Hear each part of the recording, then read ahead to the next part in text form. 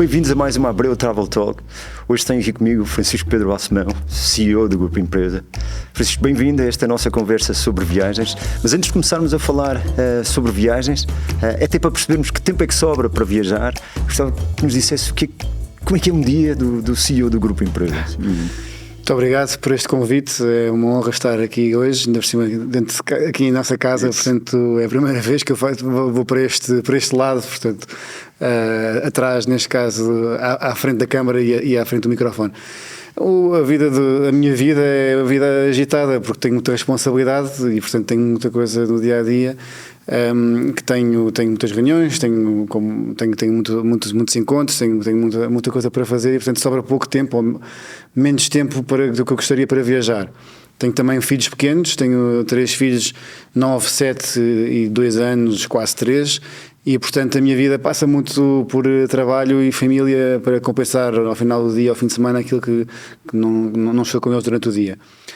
Mas gosto muito de viajar e agora que já temos, este já está quase com 3 anos, está na altura de voltar também a fazer algumas viagens e sair um bocadinho do dia a dia, que é muito importante. Mas, portanto, uma agenda difícil ao longo do dia, imagino que assim, com uma organização ao minuto quase. E as férias como é que são? Começando por planeamento de férias, como é que costumas planear as férias? São planeadas ou é tudo tão planeado ao longo do dia a dia de trabalho que depois nas férias é para deixar tudo com opções em aberto e logo se vê? Sim, os dias são intensos, não vou mesmo estar aqui a descrever realmente o meu dia, porque de facto não é a melhor prática de trabalho. Acho que as pessoas têm que ter também tempo para descansar, acho que não pode ser só trabalho e temos que ter os nossos escapes. E passa por hobbies, passa por o que é que seja. E as viagens, de facto, no meu caso, felizmente desde muito cedo tenho incutido pelos meus pais, pela minha família, este gosto pelas viagens. Sim, nesta fase da minha vida passa muito por planeamento, tem que ser, não há outra hipótese, temos que planear tudo.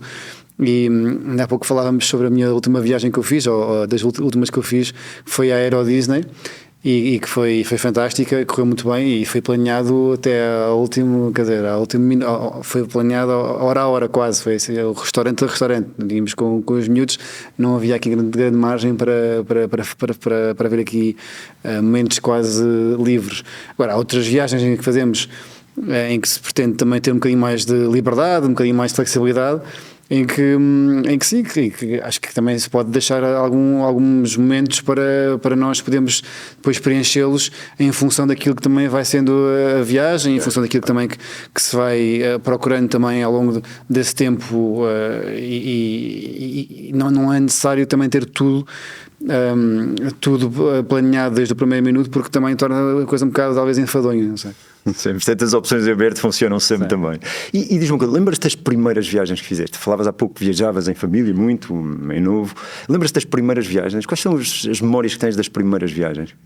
Sim, tenho a sorte de ter os pais por várias razões. Primeiro ter os pais incríveis, depois ter os pais com capacidade financeira também para poder também levar-nos a vários sítios em todo o mundo. E terceiro, de terem esse gosto por viajar e que se não fosse assim, se calhar não estaríamos aqui agora, porque eu não era uma pessoa que gostava de sair de casa ou do meu país. E não é o caso. Portanto, sim, as minhas primeiras viagens, a primeira grande viagem que eu me lembro de ter feito foi para aí com 6 anos, foi um cruzeiro no Mediterrâneo. Lembro perfeitamente de tudo, aquelas coisas de uma pessoa, quer dizer, um miúdo de 6 anos estar a sair pela primeira vez do país para ir para um barco gigante com uma piscina e onde as pessoas jogavam vôlei, é uma coisa extraordinária. Todos os destinos, desde Gibraltar, Corfu, a Trieste, Dubrovnik, lembro-me perfeitamente disso tudo. E depois, durante muito tempo, os meus pais tinham sempre esta coisa de nós irmos viajar num barco. Portanto, um gosto pelo mar, que também que é fantástico. E portanto, a partir daí foi desde um veleiro nas Baleares, na Ibiza e Maiorca, mais tarde no Mediterrâneo, fomos sei lá, Caraíbas, fomos também fazer uma vez uma aventura nada a ver com isto, que foi alugar um barco nos canais no sul de França, mas pilotado, não é por mim, que eu tinha pai 9 ou 10 anos, mas pelo meu pai e pelo meu irmão. Sim. Portanto sempre com um mote de barco, mas desde um barco que parecia, nós chamávamos o bidé azul, que parecia realmente até a coisas um bocadinho com mais luz, como eu dizia há pouco, noutras paragens mais também contadas com luz, como as Caribas, mas sempre com esta, com o mar assim, como mote. Sim. E voltaste a fazer algum cruzeiro depois dessa altura? Voltámos a fazer um cruzeiro, portanto isto foram, as férias em família foram acontecendo até aos meus 22, 23 anos. Depois os meus irmãos começaram a ter filhos, e eu sou mais novo, portanto comecei a ter filhos mais tarde, e acabou a hipótese de irmos fazer férias no barco, que era sempre, como eu dizia, a tradição, porque bebés no barco não dá muito jeito. E a última viagem que fizemos em família já foi em terra firme, foi na Toscânia. Foi bom, mas foi mesmo a última, porque mesmo aí as crianças, os bebés, já não, 4 ou 5, já não sei, meus irmãos tinham ter já naquelas estradas da Toscânia, que é lindo, mas vomitavam nas curvas e portanto não dava para ter também lá crianças, e o meu pai nesse ano desistiu, passámos a ir para o Algarve a partir daí. E portanto tentámos outra vez há cerca de 8 anos fazer um cruzeiro outra vez, mas já não foi a mesma coisa, ou seja, não é que não tivesse sido bom, mas já não é a mesma coisa, ou seja, nós crescemos todos, as crianças adoraram, mas os adultos já não gostaram tanto como isso. Claro.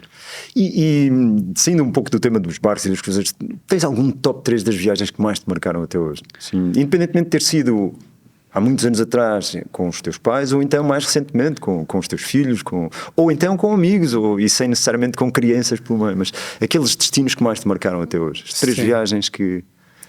Sim, portanto, depois das férias em família, depois às férias com os amigos, e depois às férias com a minha mulher, que na altura também, antes de nós casarmos, fiz muitas viagens também, e antes de ter filhos, mais uma vez só os dois. E aí houve viagens que me marcaram, mas no meu top 3, primeiro, já sei que tens falado muito sobre safaris neste podcast, e que é suposto eu não falar sobre safaris. Não, eu é que não posso. Tu não podes, eu também posso falar, tá bem.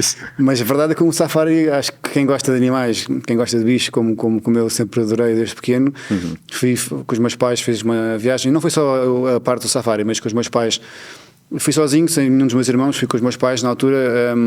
Não queria ir a essa viagem com 13 anos, aquela idade parva que nós temos com 13 anos, que havia uma festa que era espetacular, que eu não podia perder. Meus pais quase que me obrigaram a ir, felizmente, ainda bem que fui à África do Sul, portanto fizemos Joanesburgo, a Cidade do Cabo e depois o Kruger, e foi tudo incrível, mas pronto, essa parte do safari tivemos muita sorte, foi um dia, menos um dia e meio, vimos quase tudo o que havia para ver, uma caçada de leões, a ensinar um leão mais jovem a caçar um búfalo, uma coisa incrível, e ainda por cima o leão era um nabo, não conseguia caçar, então eles saltaram. Ser as leões a ensinar. Não, mas ele demorou horas a matar o coitado do búfalo, e assim, aquele filme asfixial foi incrível, mas ao mesmo tempo foi assim um bocado mas é marcante, não é? É marcante. E vimos, é impressionante, mas marcante. É impressionante, quer dizer, é uma coisa única, não é? E não é irrepetível. Depois vimos um leopardo, vimos os rinocerontes, vimos um elefante que quis ir, que nos perseguiu também, assim, uma parte mais aventurosa.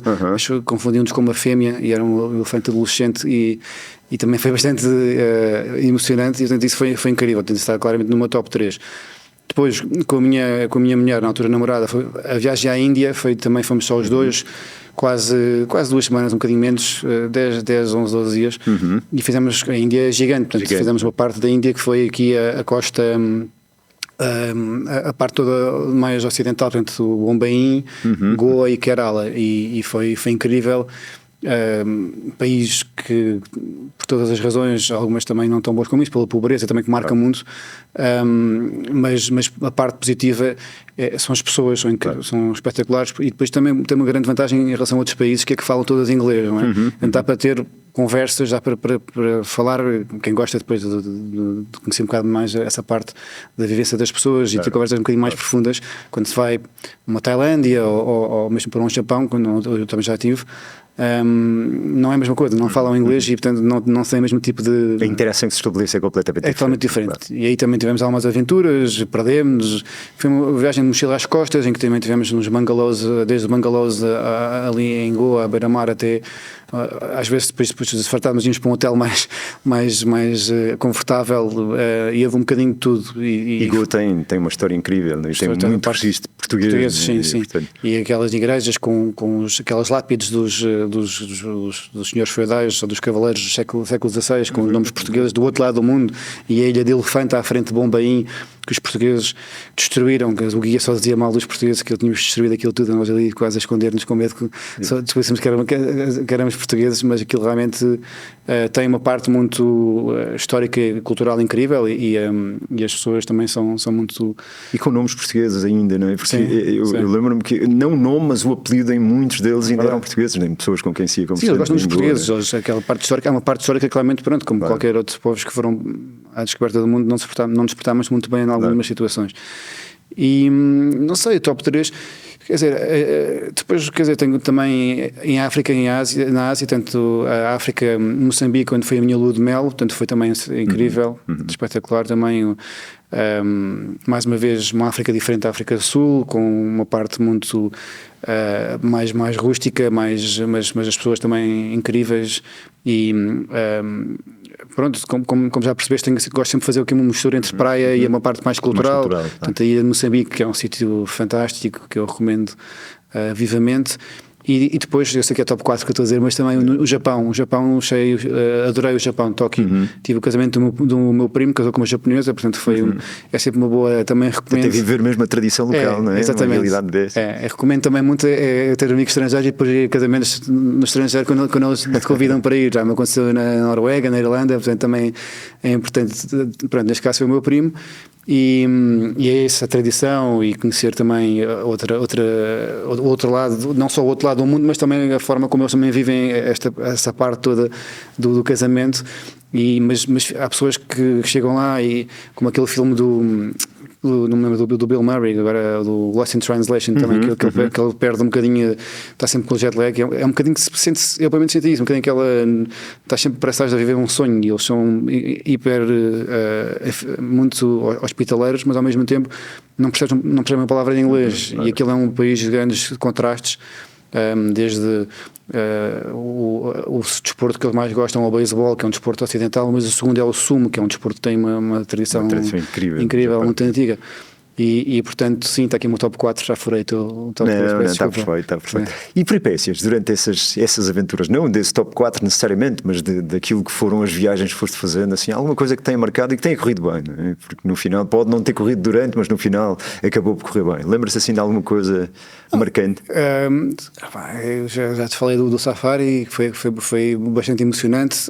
Principalmente a parte do elefante. Sim, essa parte do elefante foi bastante emocionante, não me esqueço disso.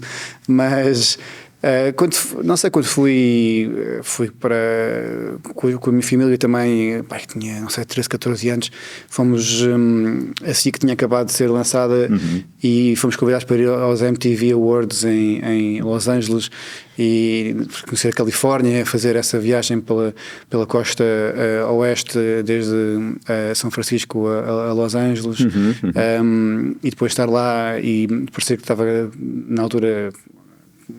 Eu gosto muito de música, então estava ali no meio daquelas estrelas todas do grunge e etc. E parecia que estava na minha própria Disney World, mas para adolescente ou pré-adolescente, e estar a cruzar-me com o Kurt Cobain ali no nosso hotel, sei lá, esse tipo de coisas, e meus pais não sei, mas quem é que é este? Aquelas coisas, mas, esse tipo de, não é bem uma peripécia, mas é esse tipo de situações. Depois o meu irmão, na altura, foi parado pela polícia, que fez aqueles testes do álcool, e nós ficámos assustadíssimos, porque a polícia lá, aquilo é sido um bocado, e fazer aqueles testes todos, andar numa linha reta e depois contar 1, 2, 3, 4, 3, e nós achávamos que íamos ser todos presos, mas não tinha feito nada de errado, mas são tão agressivos. São coisas assim que nos marcam também muito na parte da adolescência e da infância. Em Moçambique, como eu dizia há bocadinho, nós estávamos em lua de mel, mas a minha cunhada preparou-nos uma surpresa e nós casámos pela segunda vez. Fizemos um casamento religioso. Sem estarem a contar? Sem estarmos a contar com isso. Portanto, foi uma coisa inacreditável. Portanto, fizemos um segundo casamento, mas de uma tradição local, e fomos carregados numa espécie de uma liteira junto à beira-mar, e assim uma coisa extraordinária. E portanto, isso marcou. Mas tiveram pessoas a assistir a sim, 50 pessoas a assistir, assim, uma aldeia inteira. Okay. E aquilo, sim, pessoas que eu não conhecia lá de nenhum, portanto, mas isso também foi uma grande peripécia. Acho que é assim, enfim, em geral. E profissionalmente, tens muitas viagens que vais fazendo, é mesmo só trabalho ou dá para ir visitando algumas das cidades que se visita em trabalho? Eu acho que viajar para mim é sair fora do nosso dia a dia e portanto as viagens profissionais, enfim, acho que é mesmo só o nome de viagem, porque acho que uma pessoa se eu vou para um sítio, como vou às vezes para uma conferência ou se vou para uma reunião e vou sei lá, uma vez cada 2 meses, não é assim, não é um exagero, porque o meu trabalho é muito mais focado cá, nós temos cá a base em Portugal e nós fazemos internacionalização, mas também gosto muito de ir conhecendo também outros CEOs, outros países e vamos fazendo essas reuniões e trocando práticas, pronto, e reuniões também de negócios para perceber se há a possibilidade depois de haver aqui algum tipo enfim, de alguma coisa que nós possamos depois trazer de novo para dentro da empresa. Isso para mim não é bem viajar, isso é aquela coisa de ir para o aeroporto e depois ir para o hotel e depois do hotel para o aeroporto. Acho que isso não... É mesmo só... Não, é uma viagem, mas é só mesmo pelo nome. O que eu estou a tentar fazer agora, mais nesta parte do pós-Covid, é levar os meus filhos a viajar. Isso sim, acho que eles merecem também. Nós tiveram o azar de viver aqueles 2 anos e depois nasceu o irmão mais novo. Esse sim, ainda não viajou. Portanto, como eu dizia há bocadinho, fomos à Euro Disney, à Disneyland Paris e fomos agora também à neve pela primeira vez com eles, com os meus mais velhos. E agora quero levá-los mais a viajar, tal como os meus pais também faziam comigo, e incutir-lhes esse gosto, e acho que isso é muito importante. E já está pensada a próxima viagem?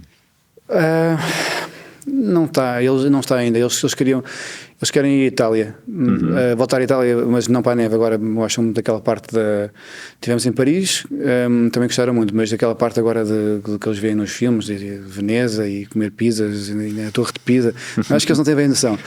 Mas vamos voltar agora à Inglaterra também. Tivemos lá uns tempos, temos lá uma pessoa, a minha cunhada que mora lá, portanto isso está planeado agora para junho, mas gostava de levá-los a sítio mais longe, Nova Iorque, Estados Unidos, acho que também era bom, e ao Brasil, que eles nunca foram ao Brasil.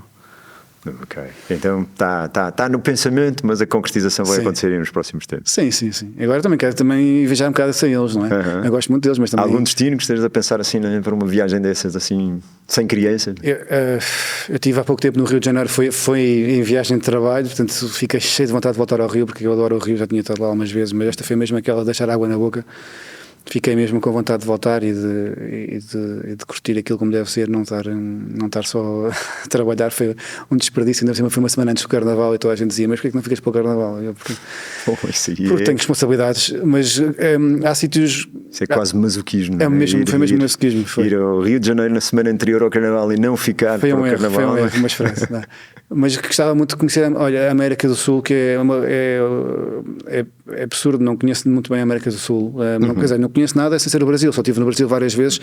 Gostava muito de ir à Argentina, tenho família lá, ainda por cima, família afastada, mas gostava muito de ir à Argentina, Buenos Aires, a Patagónia é um dos meus sonhos. Gostava muito de ir ao Peru também, que nunca fui. E pronto, depois tenho outros meus sonhos, também gostava de ir à Austrália, à Nova Zelândia, às Galápagos, não sei, tenho imensos sítios que gostava de ir, mas não tenho nada planeado nesse sentido. Lançamos recentemente umas slow travel, são umas viagens ao seu ritmo e algumas delas são para esse destino, para a Argentina, para a Patagónia, por aí. Pronto, por então temos que falar. Falamos. Né? Francisco, muito obrigado por estes minutos de conversa sobre viagens e espero que daqui por uns tempos voltemos a fazer um outro com mais aventuras e mais viagens em pelo meio e até lá vai-te divertindo nessas viagens e depois contas. Obrigado, gostei muito, obrigado. Obrigado, até à próxima.